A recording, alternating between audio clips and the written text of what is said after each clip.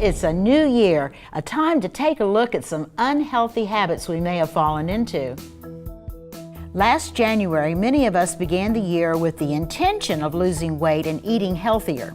About half of those good intentions went the way of the unused gym membership. The truth is, starting out the year focusing on sweeping character changes won't get the job done.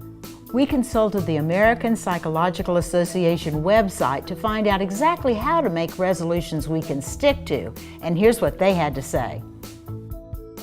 Start small. Make resolutions that you think you can keep. If your goal is to exercise more, try 3 days a week instead of 7. If you want to eat better, start out by replacing dessert with something healthy, like fruit. Change one behavior at a time. Unhealthy behaviors develop over time, so you do not have to reassess everything in your life all at once. First, work towards changing one thing. Talk about it. Share your experiences with family and friends or join a support group. Having someone to share your struggles and successes with makes your journey easier. Don't beat yourself up. Remember that minor missteps are part of the territory. Don't give up completely because you ate that brownie.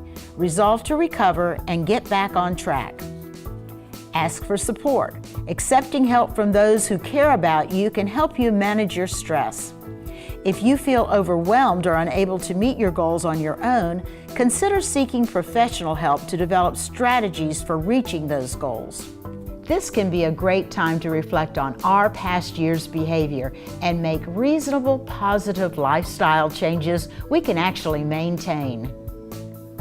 You'll find a link to information on this story when you click the News of Note tab on our homepage, yourhometownhealth.com.